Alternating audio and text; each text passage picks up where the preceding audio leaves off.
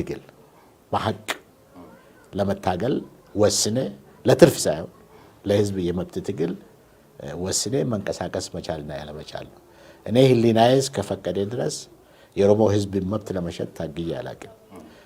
ፖለቲካ እስከገባኝ ድረስ የኢትዮጵያ ህዝቦችን መብት ሊነግድበት ፈልጌ አላውቅም። ሜሶንም ሆንኩኝ ከዛ በኋላም ማለት ነው። በገባኝ መንገድ ፖለቲካ የገባኝ ያክል የኢትዮጵያ ፖለቲካን ለማስተካከል በገባኝ መንገድ የፖለቲካ የመብት ትግል ውስጥ ሲንቀሳቀስ ነበር። አሁንም ያበዛ ቆይቻለሁ። ስንነሳ ለውጡ እንዴት ነው? አጠቃላይ የፖለቲካ አየሩ ምን ይመስላል በእርስዎ ግምገማ? እንደ ፖለቲካ ሳይንቲስትም እንደ ኦሮሞ ፌዴራሊስት ኮንግረስም እኛ እስካሁን ድረስ እንግዲህ ለውጡን ከየትኛውም ድርጅት የተሻለ እያጣጣምን ነው። ብዙ ተስፋ ሰጪ ነገሮች አሉበት። ነገር ግን አደጋም ያዘሉ ምናልባትም ለሌላ ዙር ተጨማሪ ችግሮችም ሊጋርጡ የሚችሉ ተስፋ ሰጪ ያልሆኑ ነገሮችም አንድ ላይ እየተጓዙ ነው። ስለዚህ በጣም ጥንቃቄ የተሞላበት ተስፋ አድርገን እየተንቀሳቀስን ነው። ነገር ግን መሰረታዊ የሆኑ ጉዳዮች መሬት ላይ ወርዶ መሬት ላይ መልክ ይዞ አቅጣጫ ይዞ እያየን አይደለም። ስለዚህ ሁለቱንም እያየን ተስፋም ሰንቀናል፣ አደጋዎችም አሉ ብለን እናምናለን። እነዚህ አደጋዎች ወይም ተስፋን የሚያጨልሙ ጉዳዮች በምን ይገለጻሉ? ምናልባት ተመልካቾቻችንም ለውጡን ማስቀጠል የሚገባቸው ከሆነ እነዚህን አደጋዎች ለይተው ማወቅ ስለሚገባቸው እነሱንም ቢጠቅሷቸው ደስ ይለኛል። በመጀመሪያ ደረጃ ለምሳሌ መንግስት ውስጥ ያሉትን ፖለቲካ ኃይሎች ተንቀሳቀሱ፣ የተሻለ ፖለቲካ ምህዳር ተፈጥሯል ነው ያለን። ከዛ በኋላ ደግሞ ከውጭም በሰላማዊ መንገድ መንቀሳቀስ ትችላላችሁ ተብሎ ብዙ የፖለቲካ ኃይሎች ገብተዋል። ነገር ግን በመንግስትና ከውስጥም ከውጭም ከገቡ ፖለቲካ ኃይሎች ላይ በመሰረታዊ ጉዳዮች ላይ ፍኖተ ካርታ ማለት ሮድ ማፕ መሰረታዊ ጉዳዮች ላይ ስምምነት ዛሬ እንዲህ እናደርጋለን፣ የዛሬ ዓመት እናደርጋለን፣ ኢትዮጵያም ወደዚህ አይነት አቅጣጫ እንመራለን የሚል በእኛ ቋንቋ ብሔራዊ ስምምነት ወይም ብሔራዊ መግባባት የሚባል ነገር አልተፈጠረም። ስለዚህ ሁሉም ገብቶ ምናልባት አንዳንዱ የረባ አንዳንዱ ያልረባ ድርድር ከመንግስት ጋር አድርጎ ሊሆን ይችላል። ለኢትዮጵያ ህዝቦች የተገለጸ 1 2 3 ተብሎ የተስማሙባቸው ነጥቦች እያየን አይደለም። እኛም ሀገር ውስጥ ስንንቀሳቀስ የነበረው የተሻለ የፖለቲካ አየር ተጠቅመን እንቅስቃሴዎቻችን እየተንቀሳቀስን ነው። ቢሮዎቻችን ለምሳሌ ከአንድ ቢሮ በአስቸኳይ ጊዜ አዋጁ አንድ ቢሮ ብቻ ነበረ። ከ100 ቢሮዎች በላይ ብዙ ኦሮሚያ አካባቢዎች አሉን። ከዛ ያለፈ ግን ከመንግስት ጋር ምንም የደረስነው ስምምነት የለም። ጫና ለማሳደር አልሞከራችሁም? በርካቶች ያነሱታል። ምክንያቱም መድረሻችንን ባላወቅንበት ሁኔታ ውስጥ ማምን እየሰራ እንደሆነ በማይታወቅበት ሀገር ውስጥ በራሱ እንደ ግልም እንደ ቤተሰብም እንደ ሀገርም አቅዶ ለመንቀሳቀስም አልተቻለም የሚሉ ሰዎች ስላሉ እንወቀው የሚል ነገር እሱ ላይ እንግዲህ ምንድነው ሊሰርልና የመጀመሪያው ጥያቄ ይሄን ሁሉም የራሱን የሚጋጩ ህልሞች ገብቶ ነው ጫዋታ ውስጥ የገባው። የሚጋጩ ህልሞችን ገብቶ ይዞ ጫዋታ ውስጥ ገብቷል።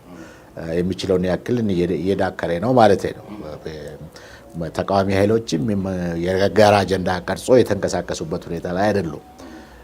ከመንግስት ጋርም የጋራ ስምምነት ቅድም ያልኩኝ ሮድ ማፕ የሚባለው ፍኖተ ካርታ አስቀምጦ እየተንቀሳቀሱ አይደለም።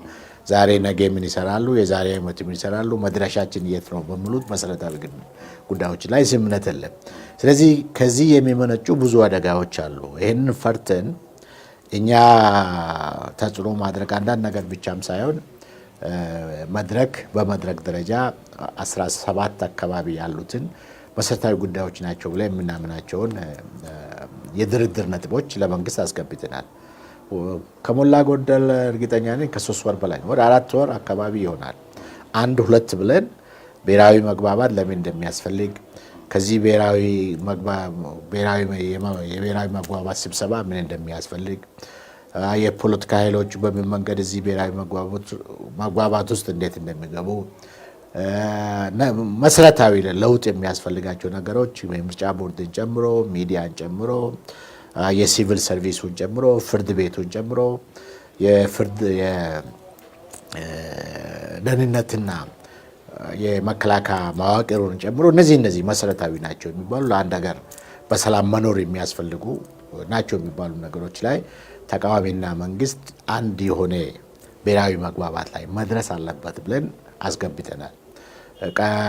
ቀጠሮ አልሰጡንም እንጂ አስገቡ ተብለን ነው ያስገባ ነው ማለት ነው። ከዛ እንግዲህ እኛ የምንጠብቀው ከብሔራዊ መግባባት ወደ ብሔራዊ ስምምነት በመሰረታዊ ጉዳዮች ላይ ከደረስ ከዛ የሚመነጭ ደግሞ ምናልባት ብሔራዊ አንድነት መንግስት ያስፈልጋል። ዛሬም መድረክ ለብቻው እኔ አንጋፋ ፓርቲ ነኝ ብሎ ለብቻዬ ካልተደራደርኩ ነው እያለ የሚገኘው ወይስ ሌሎቹንም ባሳተፈ መልኩ? ድሮንም መድረክ አንጋፋ ፓርቲ ነኝ፣ ትልቅ ፓርቲ ነኝ፣ ከሌሎቹ ጋር አልደራደርም አላለም። ኢዴፓ ባለበት መድረክ አብረን ቁጭ አንልም ብላችሁ? የለም። በተደጋጋሚ ችግሩ ምንድን ነው መሰላችሁ? እናንተም በደንብ እንድትረዱ ነው የሚፈልገው። ችግሩ 2-3 አይነት ተቃዋሚዎች እዚህ ሀገር አሉ። ደካማም ሆኖ ጠንካራ የተወሰነ የህዝብ ድጋፍ ይዞ የሚችሉትን ያክል የሚንቀሳቀሱ የፖለቲካ ኃይሎች አሉ። መንግስት ደግሞ መንግስትን እንዲቃወሙ ሳይሆን ተቃዋሚዎችን እንዲቃወሙ የሚቀልባቸው የፖለቲካ ኃይሎች አሉ። ይህንም መቼም ዶክተር አብይ አሁን በተለይ የመተማመን ዘመን ላይ ደርስ ወደ ለመድረስ እየሞከርን ስለሆነ እኔም ማወቅ ያለበት ይመስላል። መንግስት የሚቀልባቸው የፖለቲካ ኃይሎች አሉ።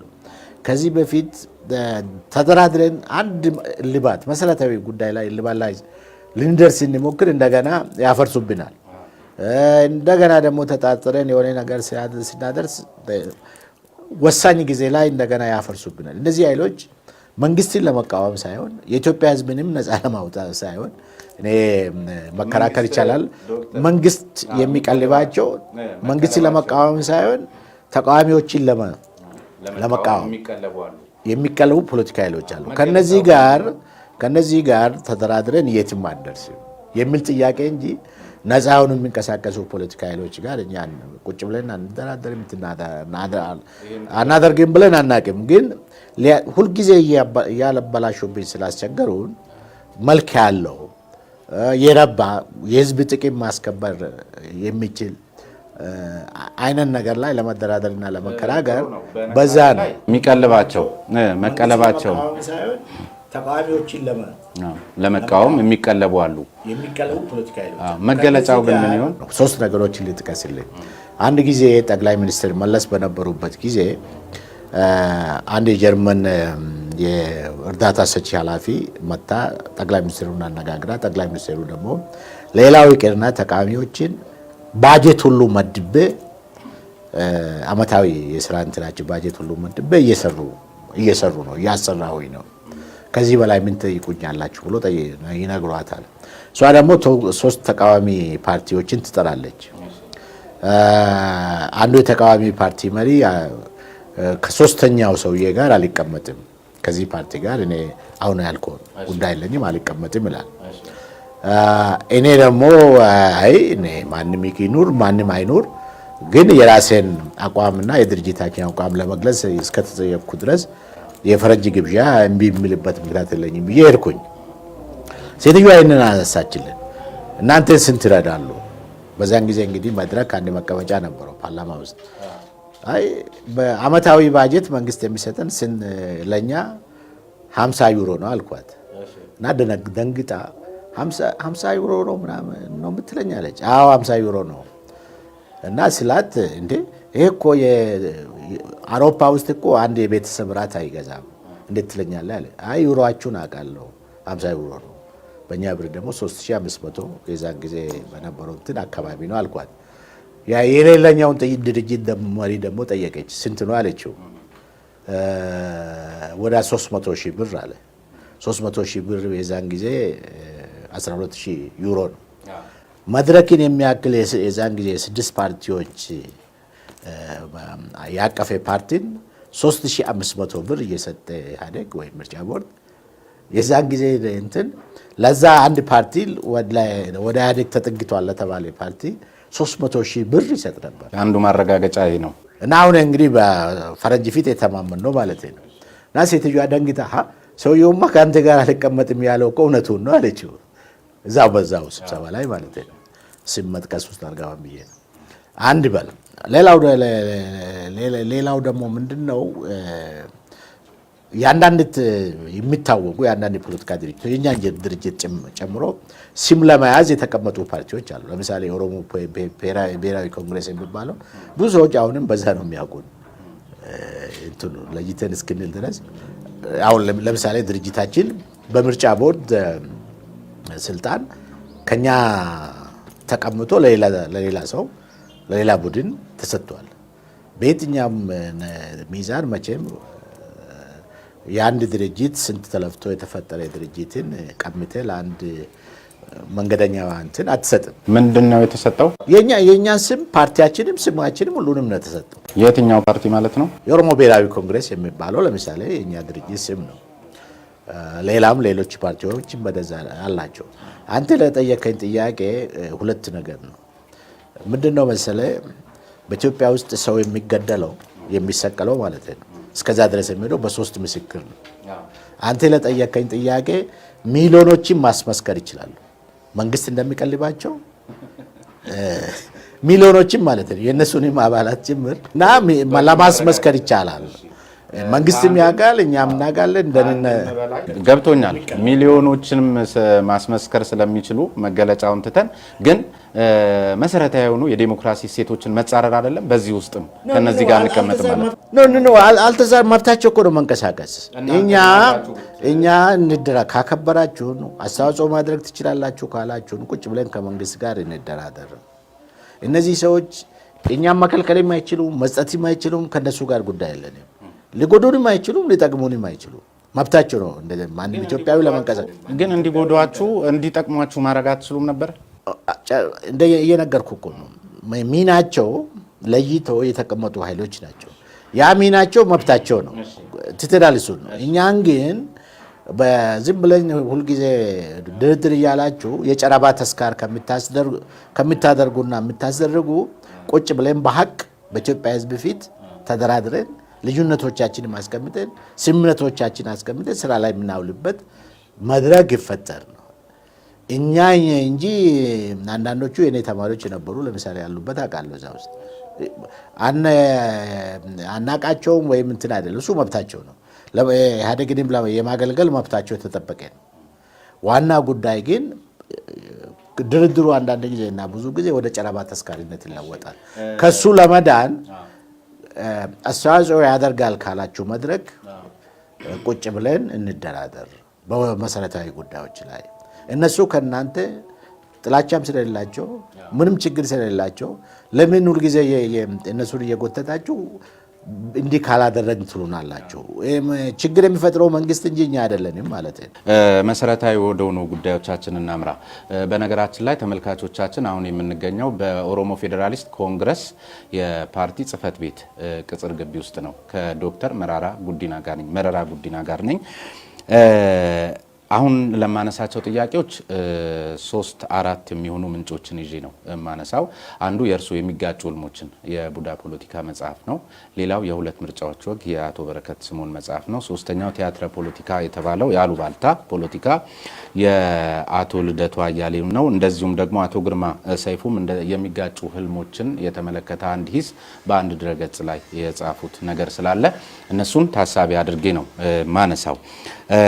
ስለዚህ ከመጀመሪያው ጉዳይ ስነሳ በተደጋጋሚ የሚመሰረቱ ህብረቶችን መርታችኋል። በተለይ እርሶና ፕሮፌሰር በየነ ጴጥሮስ ለበርካታ ዓመታት። ነገር ግን እነዚህ ህብረቶች ባየዋቸው መረጃዎች መሰረት በሚፈለገው ልክ ውጤታማ ሆነው አልታዩም። እርሶም በሚጋጩ ህልሞች ውስጥ እስከነ ምክንያቶቹ ብዙ ነገር ዘርዝረዋል። ያም ሆኖ ግን እንደው ከዲሞክራሲያዊ ስርዓትና ዲሞክራሲያዊ ስርዓት ከሚጠይቀው ግልጸኝነት፣ ተጠያቂነት የመሳሰሉት ጉዳዮች አኳያ ስንነሳ እርሶና ፕሮፌሰር በየነ ጴጥሮስን ሶስተኛና አራተኛ ሰው ሆናችሁ አይተን አናቅም።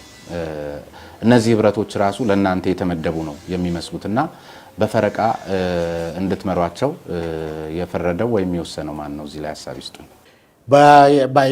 ያለው ሁኔታ ለምሳሌ መድረክ የሚሆን ህብረት በሮቴሽን ነው በዙር ስልጣን እያዘ ነበረው።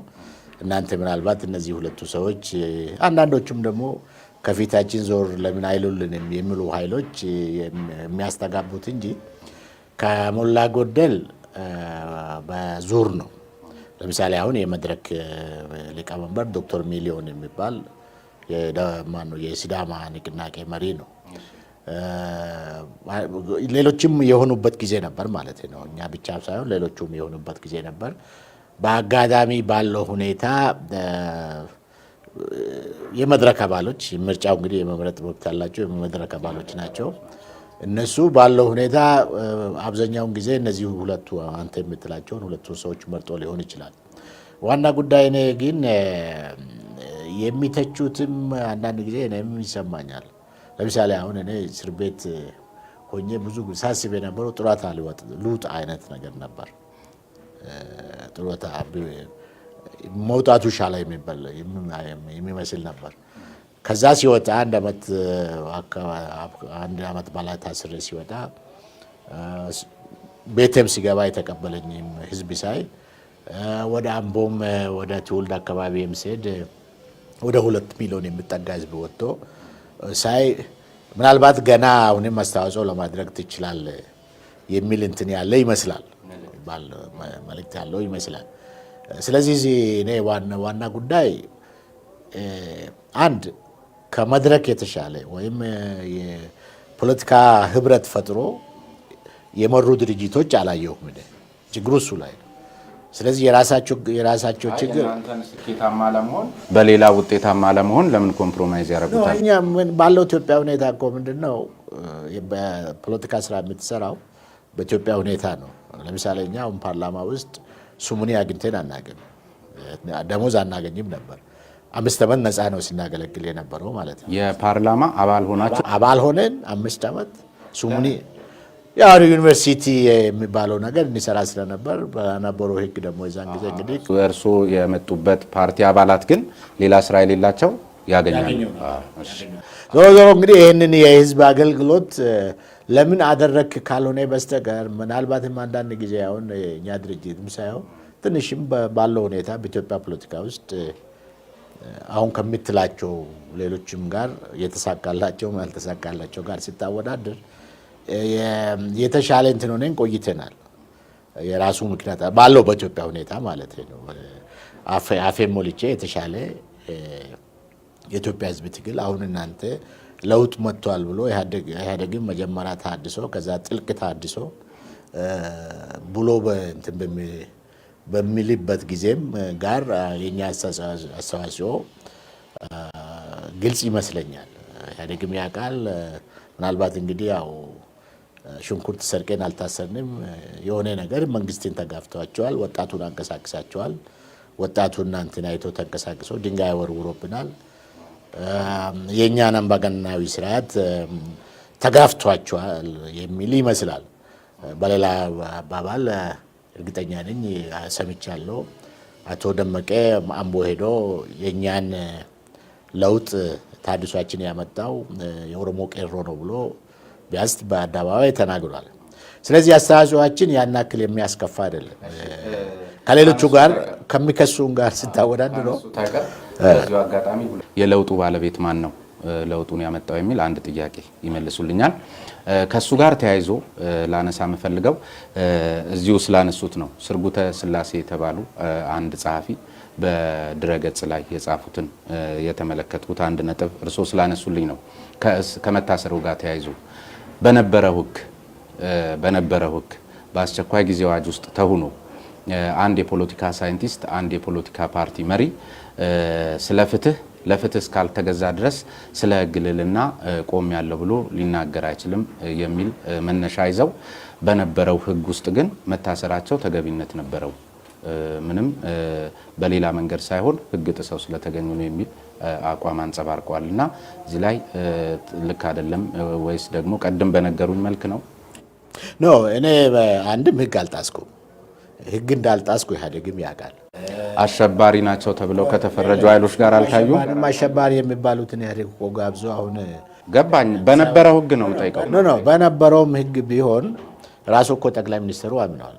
አሸባሪ የነበረው ኢህአዴግ ነው ብሎ እኮ አምነዋል ጠቅላይ ሚኒስትሩም ማለት ነው። እናንተ እንዴት እንደዘገያችሁ አላውቅም እንጂ እና ምን መሰል ነገርኩ እኮ የነበረው ህግ አሸባሪ እንደነበረ ዛሬ ሀገሪቷን ጠቅላይ ሚኒስትር ሆኖ የሚመራ ሰው አምነዋል። እሱን ማመኔ ሳይሆን በነበረው ህግ በፊት የነበሩት ጠቅላይ ሚኒስትር አላመኑማ። እዛው ጋር ነው የምሉት።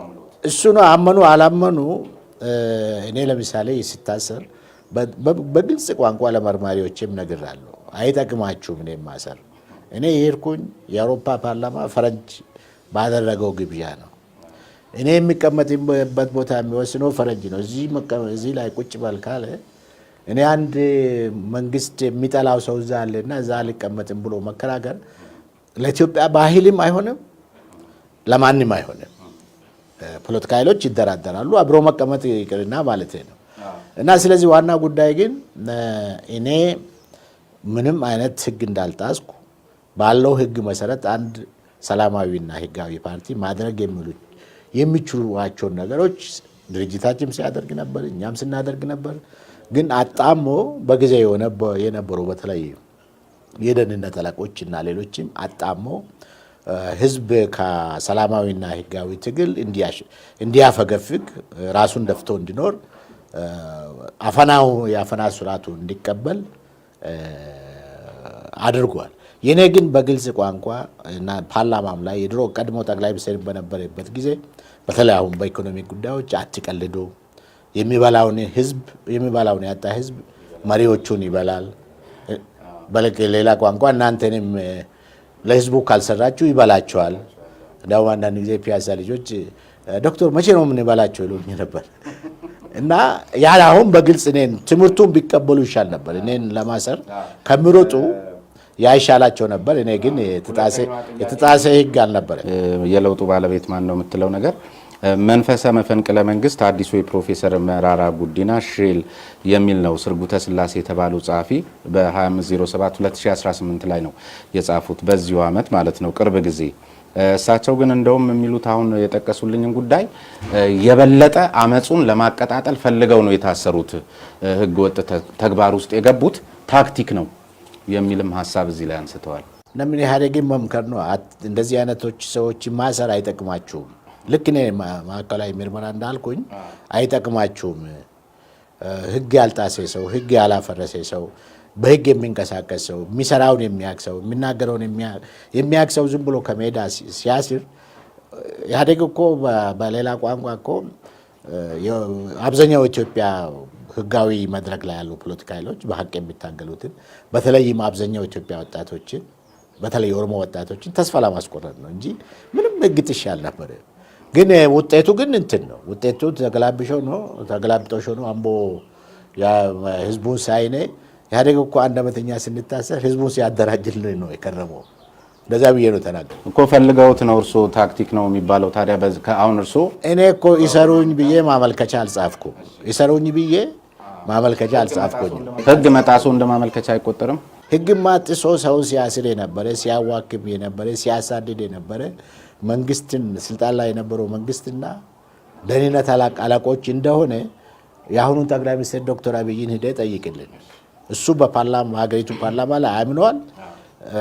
ከፈለግ ለምስክርነት እሱን ማቅረብ ትችላለህ። የለውጡ ባለቤት ማን ነው ዶክተር? የለውጡ ባለቤት የኢትዮጵያ ህዝብ ነው። በተለያየ ደረጃ አስተዋጽኦ ያደረጉ ብዙ ሰዎች አሉ። ምናልባት በተለየ መንገድ አቶ ደመቀ መኮንን እንዳለው በተለየ መንገድ ከሌሎቹ ሻል ያለ ላቅ ያለ አስተዋጽኦ ያደረገው የኦሮሞ ወጣት ነው። ደረጃው እንደዛ ነው ማለት ነው። ለእርሶ ደረጃው በዚህ መልክ ነው? ሁሉም አስተዋጽኦ አድርገዋል። በተለያየ መንገድ ሁሉም አስተዋጽኦ አድርገዋል። ቀና አስተሳሰብ ያላቸው የኦፒዶ የኢህአዴግ አባላትም አስተዋጽኦ ግን ላቅ ባለ ሁኔታ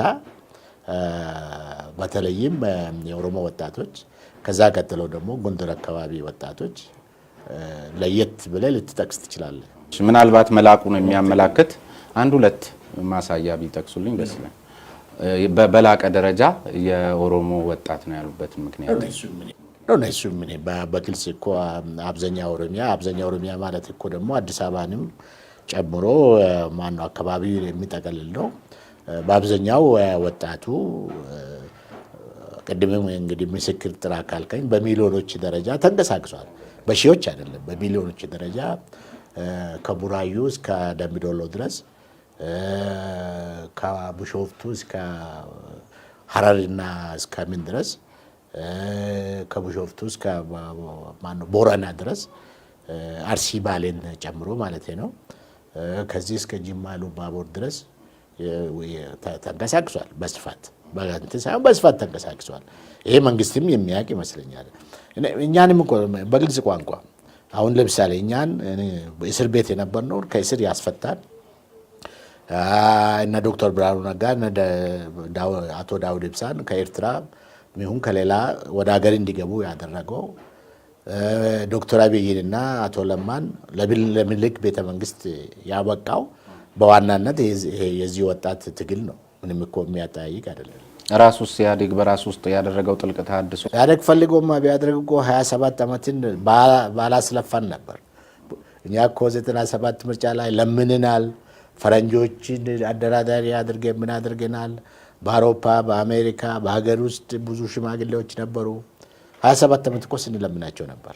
ይልቁንስ እንዳውም ድርድር ነበረ።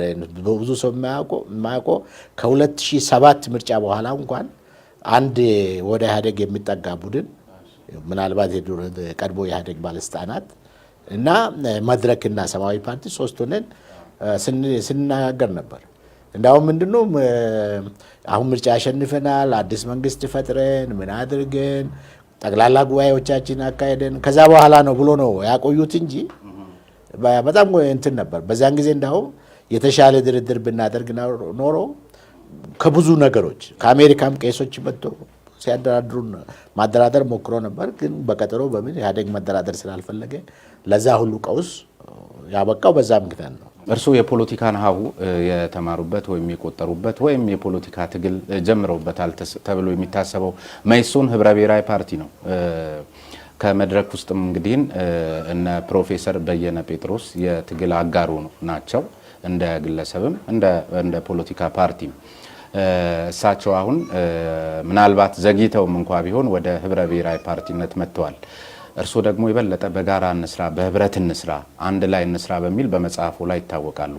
ግን አሁንም በብሔር ፖለቲካ ላይ ተንጠልጥለው ነው ያሉትና የት ያደርሶታል? ይሄ ተገቢስ ነው ወይ? በምን ምክንያት?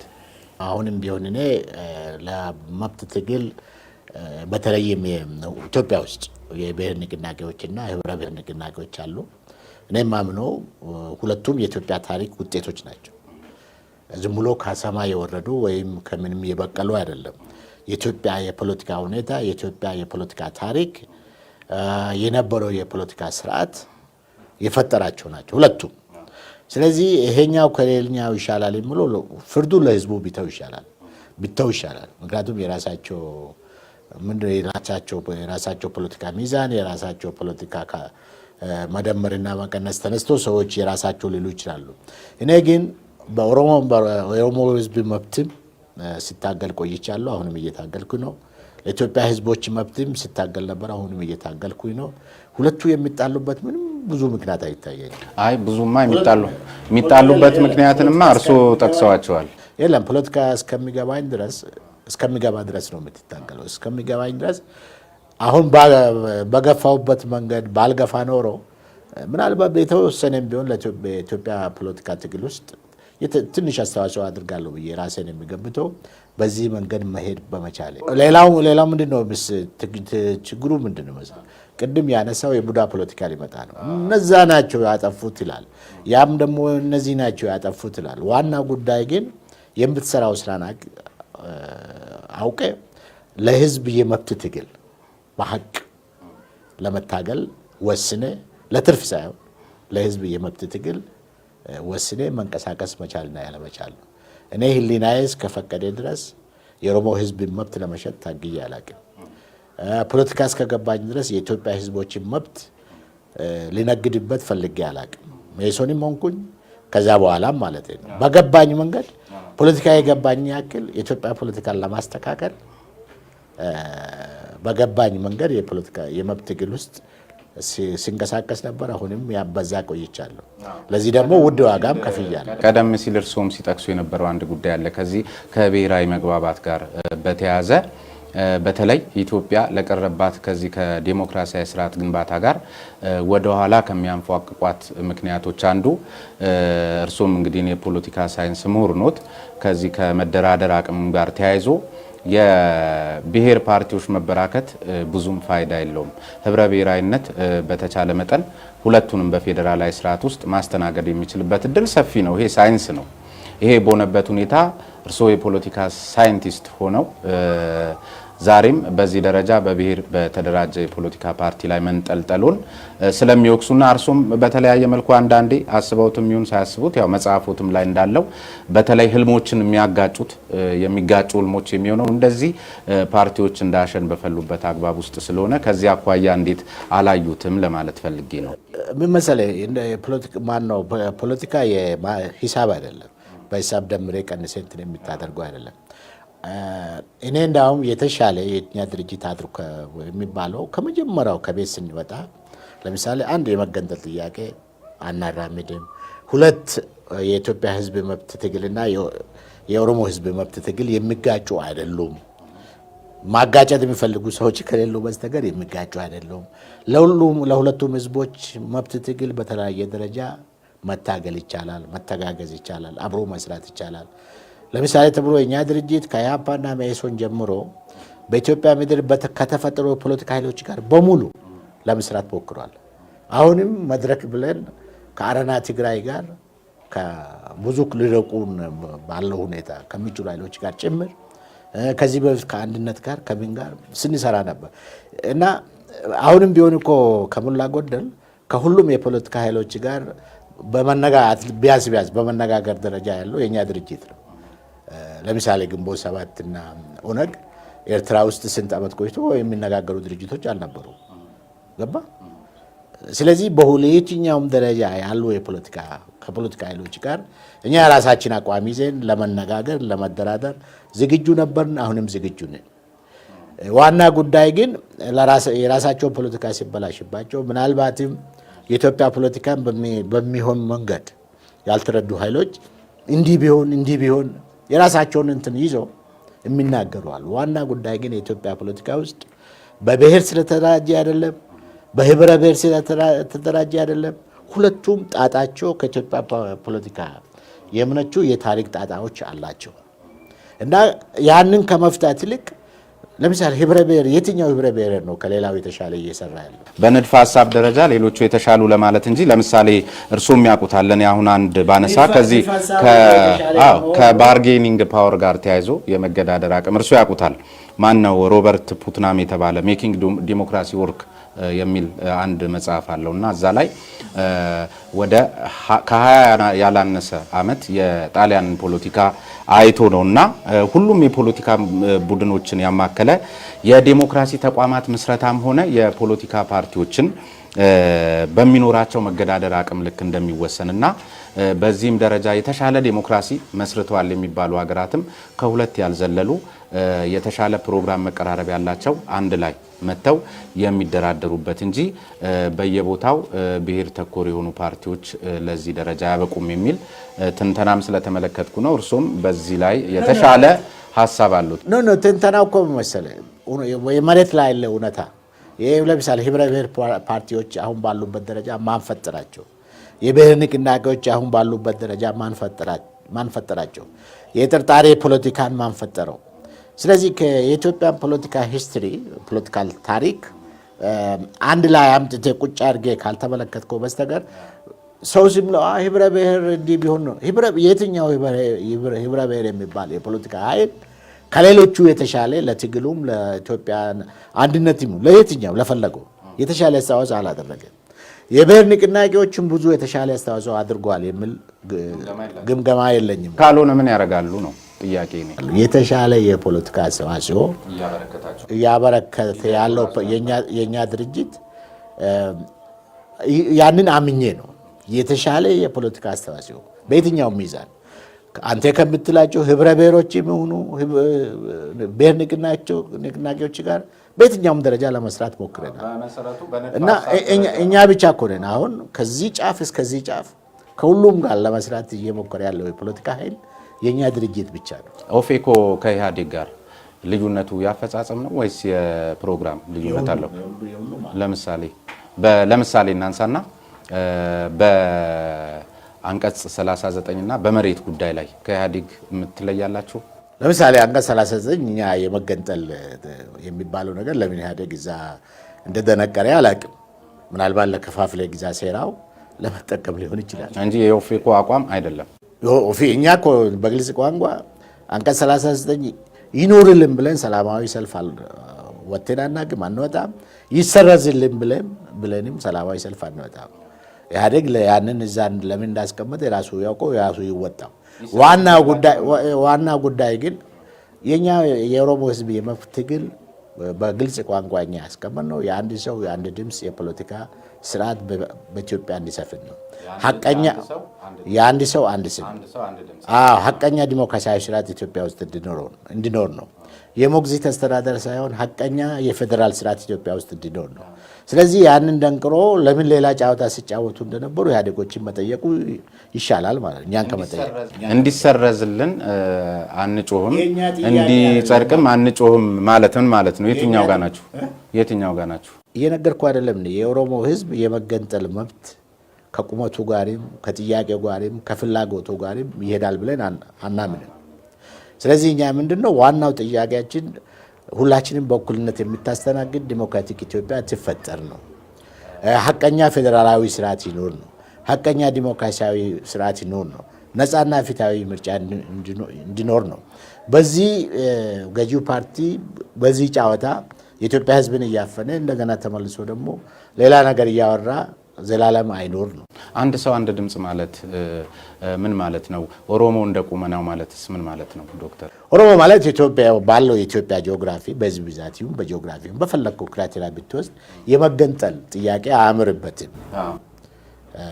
ዋና ጉዳይ ነፃና ፊታዊ በሆነ የፖለቲካ ስርዓት ውስጥ መብቱና ክብሩ እንዲጠበቅለት መታገሉ ይመረጣል ነው።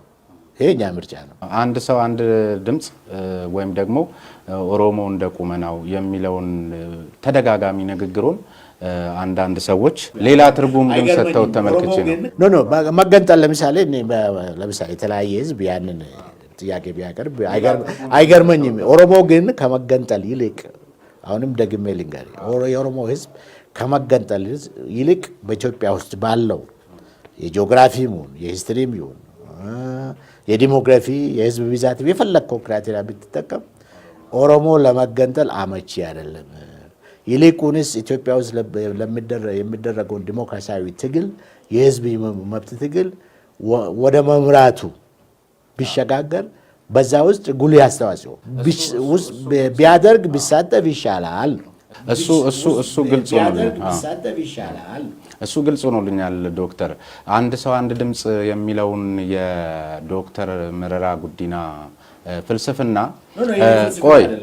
ወይም ተደጋጋሚ ንግግራቸው ሊወክል የሚችለው ኦሮሞ በቁጥሩ ብዙ ስለሆነ ስልጣኑንም ገዢነቱንም ለሱ ይገባዋል የሚል ምልከታ ነው በሚል የዚህ የሁለት ምርጫዎች ወግም ላይ ገጽ 60 ላይ ተመልክቷል።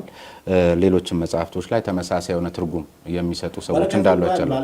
በረከቱ እንኳን ባለፈው ጊዜም ሌላ አዲስ መጽሐፍ ጽፈዋል። ትንሣኤ ዘኢትዮጵያ ነው ምናምንና ትንሽ የዞረበት መሰለኝ እና እሱ የሚያምንበትና የኢትዮጵያ ፖለቲካ ሁኔታ የተጋጨበት። ለርሶ አንድ ሰው አንድ ድምፅ ማለት ትርጉሙ ምንድን ነው? እቺ አጀንዳ ኦሮሞ የስልጣን ባለቤት መሆን አለበት ከሚል የህዝብ ቁጥሩ ብዙ ስለሆነ ወደሱ ለመምጣት ነው ብለው ይወቅሳሉ። እሱ እኮ አልኩህ እኮ እሱ የራሱ የተዛባበት ፖለቲካን በእኔ ሂሳብ ለማወራረድ የሞከረበት እንትን እንጂ አሁንም ቢሆን ኢህአዴግ እኮ ምን እያደረገ ነው ብሎ የሚጽፍ ሰው ነው። መሐመሬ እንደዚህ ሲያደርግ ነበር ብሎ የሚያስተጋባ ነው። እሳቸው ብቻ አይደሉም፣ በነገራችን ላይ ሌሎችም ናቸው የሚሉት። የለም እንደ ገዳፊ መሰል ገዳፊ አሁን የሊቢያ ህዝብ ከቤተ መንግስት አባሮ እንትን ሲያደርግ ፈረንጆች ናቸው እንጂ ያስቸገሩን የሊቢያ ህዝብ እኮ እኔን ይወዳል ብሎ ሲያወራ ነው በማይሆን መንገድ የሞተው። ግን ሌሎችም ናቸው ይሄን የሚሉት ዶክተር እና ዞሮ ዞሮ የእርሱ አስተሳሰብ ካልሆነ ይበቃናል። የለም የኦሮሞ በግልጽ ቋንቋ ከመድረክ እኮ ተደራድረን አስቀምጠናል። ህብረት በሚባልበት ጊዜ ተደራድረን አስቀምጠናል። የኦሮሞ ህዝብ እንደ ማንኛውም የኢትዮጵያ ህዝብ መብቱ እንዲከበርለት ይፈልጋል። ሐቀኛ ፌዴራላዊ ስርዓት እንዲኖር ይፈልጋል። ያ ማለት ፌዴራላዊ ስርዓት ሲባል ራስን በራስ ማስተዳደር ነው። በጋራ ደግሞ ሀገርን ማስተዳደር ነው። ይህንን ነው ማለት ነው። ከዚህ ውጭ የራሳቸው የከሰረ ፖለቲካን ለማስተካከል መሞከር ብዙ አይጠቅማቸውም። እነሱ አዲስ አበባ የማን ናት? የብሔር ባለቤት አላት ብለው ያምናሉ? አዲስ አበባ እኔ አዲስ ጊዜ ነው ማን የሚባል ጋዜጣ አጣሞ አቅርቦብኛል። እኔ በግልጽ ቋንቋ ያልኩኝ በታሪክ አጋጣሚ አዲስ አበባ የኦሮሞም የኢትዮጵያ ህዝቦችም ማዕከል ናት። ይህን ማዕከል ለሁሉም የኢትዮጵያ ህዝቦች ለኦሮሞ ህዝብም ለተቀረው የኢትዮጵያ ህዝብም በሚጠቅም መንገድ አዲስ አበባን ማስተካከል ይቻላል። ፖለቲካውን ማስተካከል ይቻላል።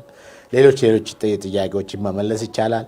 የለም እኔ አሁን እያልኩ ያለሁት ዋና ጉዳይ ግን መሰለህ ለነገሩ አንተንም ጨምሮ ማለት ነው። ዋና ጉዳይ ብዙ የፖለቲካ ኃይሎች ወይም ብዙ ማዋቅ እናቃለን የሚሉ ኃይሎች በማይሆን መንገድ ህዝብን ወደ ግጭት እንዳያመሩ ስጋት ስላለኝ ነው።